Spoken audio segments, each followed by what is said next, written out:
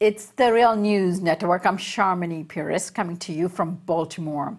After the ANC finally forced the hand that led to the resignation of former President of South Africa, Jacob Zuma, on Wednesday, Parliament voted to instate the ANC's Deputy President, Cyril Ramaphosa, as the President of South Africa. I'd like to thank all the members of this Assembly. I thank you for the honor that you bestow on me by electing me to this position. I truly feel humbled to have been given this great privilege. I will be coming to this House on a regular basis to exercise my accountability as President of the Republic, to answer your questions and to interact with you on a range of matters that affect the lives of our people. This ends the scandal-ridden Zuma era. However, what follows is the question: is this a new era for South Africa under the leadership of Cyril Ramaphosa, or is it a continuation of the scandal-fraught, capitalist-embracing ANC leadership that has chosen to ignore the needs of the workers and the working poor in South Africa? Joining me now to discuss all of this is Horace G. Campbell. He is a professor and Kwame Nkrumah Chair of the Institute of African Studies at the University of Ghana. Horace, thank you so much for joining us. Thank you for having us again. Horace, let's get your reflections on this moment in South African history. What lessons should we be carrying with us, the people of South Africa and the rest of us who have been painfully watching this young democracy shaping itself after the apartheid? The primary lesson for us is that apartheid may have ended in its overt political forms, but in its economic form, that is, the brutal exploitation of millions of people in South Africa and Southern Africa, apartheid has not ended. The principal lesson is that the African National Congress then became a partner of the economic forms of exploitation. And in the process, it deteriorated its leadership, and the top cadres of the African National Congress became low-level allies of international capital and local capital. That is, the same capitalist classes, locally and internationally, that exploited the working people of South Africa. The African National Congress made an alliance with them. And the peoples of South Africa and Southern Africa have been trying to find new ways to oppose them. And we must credit the young people of South Africa in bringing about this change. The campaigns for service delivery, the campaigns for roads must fall, the campaigns for fees must fall, the campaigns for Zuma must go, the mobilization of the working peoples in South Africa, they're the ones who brought about this turbulence within the ruling party to the point where the most crude forms of accumulation that had been carried on by Zuma, these forms were exposed. And so the African National Congress became embarrassed. And in that embarrassment, what do? They replaced Zuma, a crude capitalist, with an overt capitalist like Cyril Ramaphosa, who has made the last 15 to 20 years become a billionaire, and whose claim to fame in South Africa was not his relationship with the National Union of Mine Workers of South Africa, but that he became a billionaire and he became an ally of local capitalists in South Africa. So although Zuma is gone, the African National Congress has replaced Jacob Zuma with another capitalist. That tells you the rot in the African National Congress as a political party and the distance they've traveled from the road when they were fighting as a liberation movement. Horace, this is then a good time to trace the history of what has happened to the ANC that fought for the end of the apartheid, actually from the leadership of Nelson Mandela to now where we see Cyril Ramaphosa taking on the reins. Three things. One, the class composition of the leadership that took over the leadership of the ANC. Secondly, the ideological legitimation for coming to power. And third, their subservience to foreign capital. Now, let us deal with the class composition. The top leaders who took over power in 1994, in the transition from 1990 to 1994, it was a leadership that had been trained mainly in Western universities and trained in the idea that socialism failed in Eastern Europe, there was a fall of the USSR, and therefore any idea about redistributing wealth in South Africa would bring South Africa into chaos. So that class, because they were no longer living in the township in the terrible conditions that the working people lived, they abandoned the working peoples. Secondly, that class, and we can name the individuals like Trevor Manuel, they adopted theories and ideas that justified the accumulation of capital. The Communist Party of South Africa in particular was part of the rot of the African National Congress because they came up with a theory called the National Democratic Revolution, which meant in principle that you needed the black capitalist class to come to power before South Africa could become socialist. That was a reading of old texts from Progress publishers and nothing to do with the reality of the conditions in South Africa. For your listeners, the most important point about this is that that ideology coincided with neoliberalism, and it allowed for the promulgation of things called Black economic empowerment. Black economic empowerment meant that politically, the leadership of the ANC became junior partners of international capital. And the worst example of this was in the case of the arms scandal, when the African National Congress between 1994 and 1999, in the run-up to the elections, embarked on a number of arms deals with Arms Corps, and probably the most notorious of these deals was with the BAE systems, where they set up something called offsets so that they could get bribes from foreign companies. You know, what they were doing is what the National Party of South Africa did before them for 20 years, that you enter into using the scarce resources of South Africa to buy weapons, and then the kickbacks from the purchase of those weapons, you use that to strengthen the ANC. So even while Mandela was there, the African National Congress was involved in that scandal. And one of the things Jacob Zuma is saying is that you're targeting me, but this rot started in the ANC, Mbeki knows about it, Mandela knows about it, and there's been a brave fighter in South Africa called Terry Crawford Brown, who has been waging a campaign about this rot in the African National Congress. And the challenge for progressive intellectuals in South Africa and Southern Africa is to raise the question of the continuing legacies of this arms deal, which have spilled over from weapons manufacturing, weapons sales, to every other sector of the economy.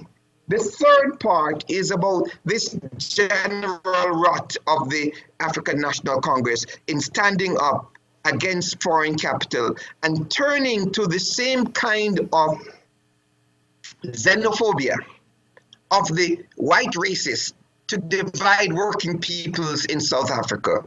For 100 years, South Africa was a country that had workers from Lesotho, Mozambique, Swaziland, Malawi that worked in the mines. And the leadership of the African National Congress was silent on the question of xenophobic attack on the workers in South Africa, especially workers from other countries, so that instead of solidarity among the working classes, you had the attacks of workers from Somalia or so forth. And then the beneficiaries of these were the people who were benefiting from Black economic empowerment. So Black economic empowerment provided the conditions for the creation of millionaires and billionaires. And Trevor Manuel, who was a darling of the World Bank and the IMF, these were the ideologues, along with Thabo Mbeki, that created the economic and intellectual conditions for this rot.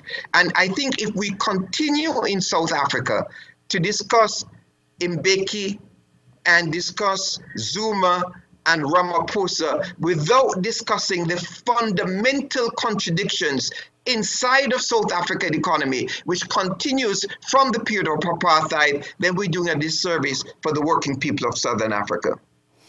And while I think it's important to make sure we trace this history in terms of the ANC, we also cannot ignore the fact that it has produced people like Cyril Ramaphosa, who went from a credible trade unionist working on workers' rights to spending time with Mandela in prison, and then becoming a businessman, and then of course winks at the opening of fire on the Marikana striking workers who are fighting for a minimum wage, a working wage in the mines. And he used to be a mine worker representative himself.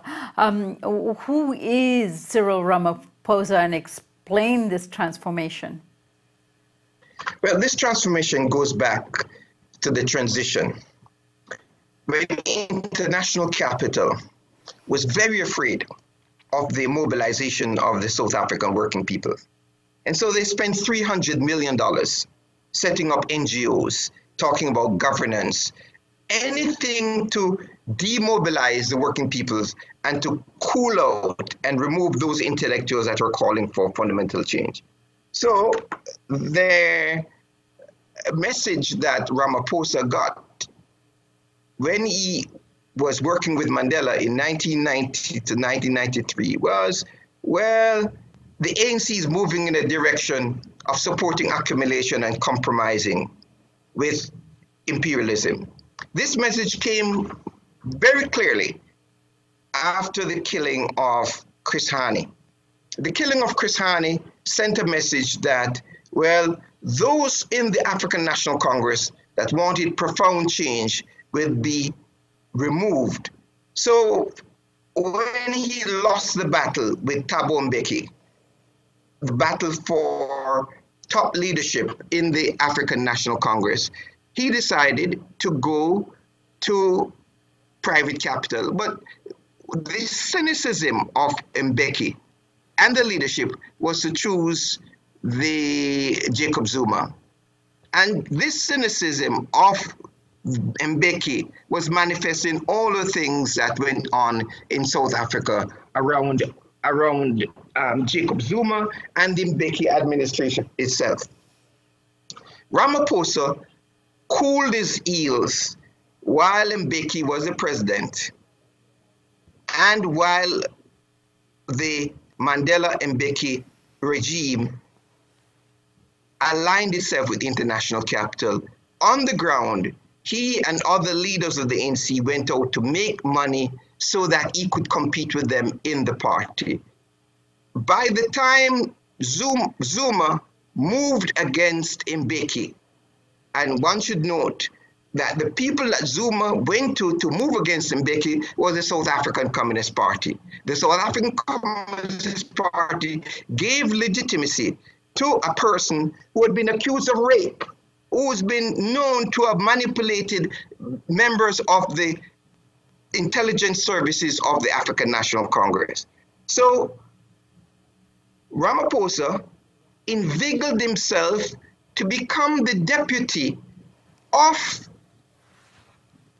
Zuma when the Communist Party and the Zuma moved against Mbeki. So he, Ramaphosa, knew all along of the corruption of Zuma.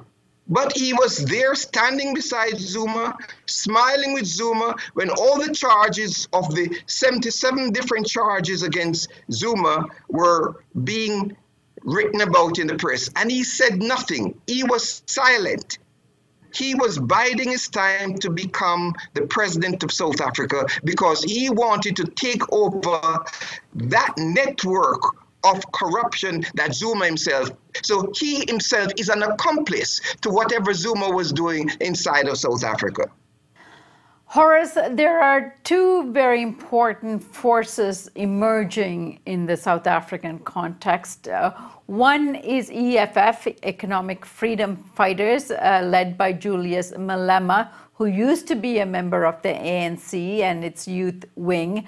And when you go to South Africa, you see them at work in communities, in the townships, and so on.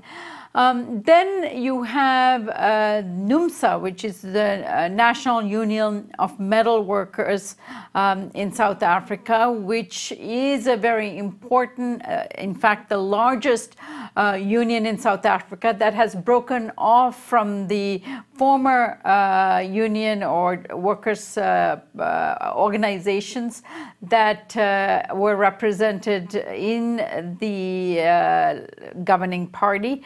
And they are talking about, at this moment, NUMSA is talking about establishing a workers' party to contest the ANC. All of these developments are occurring. Your thoughts on that? Thank you. I'm glad you mentioned NUMSA and the role of the metal workers in South Africa, because the levels of political consciousness of this organization and their platform that they rolled out 5 years ago in 2013 holds great promise for South Africa, as long as it provides room for the maturation of the alliance of progressive workers and progressive intellectuals. Now, in the interim, the media is giving a lot of attention to Julius Malema and the EFF. Julius Malema and the EFF, they became popular because of a void in the lives of the people. They are speaking directly to what the people want. The people want electricity, water, clean and safe neighborhood, and the people want jobs. But Malema and EFF, they're not speaking to any kind of fundamental transformation of the South African economy, to the point where we can have an intelligent discussion about the direction of the South African economy. So in short, what we have for Malema is a very dangerous kind of populism. The kind of populism that will divert energies from the efforts of organized trade unions, organized students, and people want to organize alternative forms of representation. Let me use one of the most important examples in Southern Africa. One of the most important examples in Southern Africa is a question of the land question and the emotive question that a minority of whites control more than 90% of the land. Now, the call for the nationalization of the land is very important.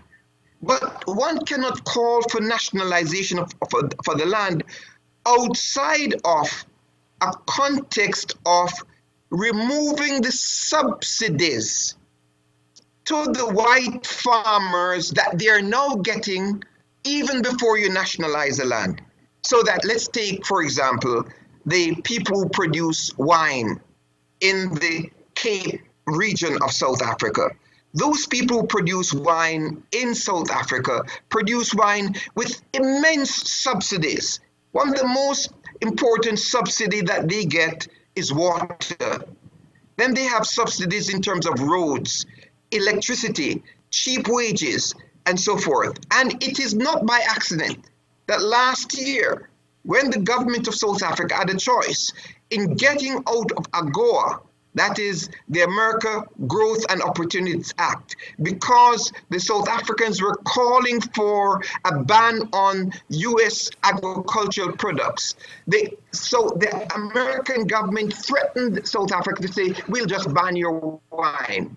So that the South African government is protecting those white farmers. And those protections through bank loans, technical services are as important as nationalization. So yes, we should call for the nationalization of the land in South Africa, but in the meantime, we should expose the subsidies to those farmers. And I'm saying that this level of detail, which Malema and the EFF can get through the Parliamentary Accounts Committee, they're not getting this. They're going behind slogans about taking land from the whites and about the nationalization. We're all for these things, but we want it to be done in a way that we create new property relations among the working peoples of South Africa. So land is given to the poor and not from rich blacks, rich whites going to rich blacks. So the future of Malema and the EFF is one which could be overturned by the building up of a progressive working class movement in South Africa. Which leads me to NUMSA, the National Union of Metal Workers, led by Irwin Jim, who is its General Secretary, and the formation of this new Workers' Party that have been in the air for a while now. Your thoughts on these developments? I think these are very important developments. And the other development is for this party, the Workers' Party of South Africa, to build its image as a working people's party, that is for the waged and unwaged workers, for students, and most importantly, that it doesn't fall prey to any kind of division of the working peoples of South Africa based on whether they come from Zimbabwe or they come from Malawi or come from Mozambique. South Africa is in a position to mobilize resources for the economic transformation of Southern Africa. That is, the application of capital in Southern Africa was always regional, coming out of South Africa. And so the NUMSA must embrace things that were developed before 1990, such as the social charter for workers of Southern Africa. That social charter for workers of Southern Africa that came in the same period as SADC talked about the South African workers supporting workers in Zambia, workers in Zimbabwe, workers in Mozambique. And one of the positive things about COSATU was that it did not suffer from the kind of position that supported Robert Mugabe, but they supported the plantation and agricultural workers in Zimbabwe. That is a kind of position we need the NUMSA to take in Southern Africa, so that ultimately it would link up with workers in Nigeria, workers in Egypt, workers in Ethiopia, so that the working class movement in Africa will take the kind of traction to break the imperial domination of Africa. All right, Horace, so what now? What remains for the South African people? What hopes, aspirations, what can they fight for, and what are the institutions, organizations that are in place to bring about what South Africa was meant to be when it established itself? Well, in 1976, the students of Soweto rose up and rebelled against apartheid. When the students of Soweto rose and rebelled against apartheid, they inspired their parents, they inspired traders, cultural artists, and they inspired the entire world in standing against apartheid. Even when Ronald Reagan said that the African National Congress is aligned to communists and that they should be crushed, the students built a movement with the United Democratic Front, with religious leaders, women, workers, intellectuals to end apartheid. I believe we're seeing the beginning of that same process. Students in the universities, in tertiary institutions, embarked on campaigns in the past 5 years saying that the system must change. In particular, when they were fighting in the university for fees must fall, they were also fighting for the workers in the university, fighting against outsourcing of jobs to private companies and the bad treatment of workers in the university. We have new trade union formations developing in South Africa, breaking COSATU, breaking the hold of the ideas of the South African Communist Party. What we need is for the progressive intellectuals, and we have progressive sheets like Amandla, and we have numerous grassroots formations in South Africa. The question is, how can they build a united front with the working people of South Africa, with the students, and with the progressive exiles from Zimbabwe, Mozambique, Somalia, so that the workers in South Africa are not prey to the xenophobia that the leaders will come with again. One of the things that has been very challenging, that very few sections of the left in South Africa have spoken out against xenophobia. And the students themselves live with students from other parts of Africa. So yes, we have hope in the South African movement becoming alive again. And it's not only in South Africa. We see this in Zimbabwe, where the workers and students and traders came together to remove Mugabe. We've seen it in Ethiopia, where workers and students and athletes and there's a new wave of politics going over Africa. And our job as progressive intellectuals is not to point to leaders such as Zuma and Ramaphosa, but to point to the criminal activities that they have been involved in. Now, when Zuma was charged with rape, the women's movement in Africa called for support, and many progressives turned their backs and saying, well, we turned our backs because that's not a central issue. When Mbeki was making those outrageous statements about retroviral drugs, people turned their backs. So we must have the kind of solidarity inside of Africa and internationally that brought down apartheid, because South Africa continues to be the linchpin for international capital in Africa. Horace Campbell, I thank you so much for joining us today, and we carry your words forward, and I look forward to having you back very soon. Thank you for having us, and please send our solidarity to all the working peoples of South Africa. Indeed. And thank you for joining us here on the Real News Network.